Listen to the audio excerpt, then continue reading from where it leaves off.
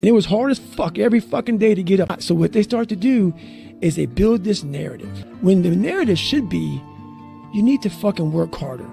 You need to fucking discipline your mind better. I was in the worst pain in my entire life. I was so driven, and I'm not gonna say motivated because motivation's crap.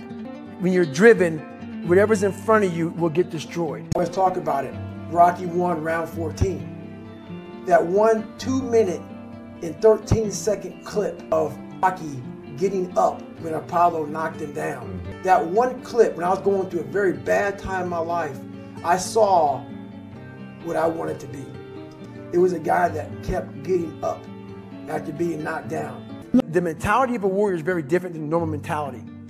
Get ready to open it, thinking to yourself, I can't control all these things, but they were things that kept me down. My reality was what they made it out to be. And my conversation was absolutely horrifying. And there's somebody out there that you don't know, have never fucking met in your entire life. I'm even shaking right now being on this show. You face it every single day of your life where you say, okay, you have to live in your own fucking world. That's why social media and all these things are horrible. The biggest thing you have to do is shut off technology. No one knows their purpose because it's too loud. I used to tell people lies so they would like me. Because I was so insecure. When you start to build yourself up and start to have the one thing that we don't have is confidence. It wasn't like be better than John or be as fast as whoever. Today, our next goal for the week is this. And then when I would lie to somebody, I would say, hey man, I don't care how you perceive David Goggins, because through my journey, I figured out the one piece I was missing. And once you do that on a daily basis, it's not about the running. People are going to be about working out. And I have all these fucking moments of it's crazy, man, of just thought. Because I'm always by myself and always in deep fucking thought about how to be better. Fucking just are so upset with how you lived your life and fucking just regret how you lived. You can't look at this gigantic list and say, I gotta change all this shit. I need to acquire this book 18 months in advance because it could take me 18 months to write down each page over and over again to then put it to memory. So when the question came up, I had written that question so many times down on paper that I can recall, okay, page 71 was where I remember seeing this. So in the first 100-mile race I did, I wasn't prepared for it. Basically, I ran 101 miles in 19 hours and 6 minutes unprepared. Shit on myself, pissed blood down my leg, had 30 miles to go. Horrible, worst pain in my entire life. In that 19 hours and 6 minutes, that's all it was. All the emotions, the highs, the lows, the trauma, the failure, the success, the victories, everything you can put in a life and the beauty that comes out the other side of that. What happens in that time frame when you're at mile 70 and you're all fucked up and your body's destroyed and you have 31 miles to go, you're in the worst shape of your life with 31 miles to go. All you want to do is go back to what made you confidence or what gave you confidence. That's what gives me confidence, is facing these things, overcoming them. And we're always trying to find an easy way out. We surround ourselves around people that make us feel great. We like that person who says, hey, I'll take a day off, maybe we'll get a pizza and shit, watch the game.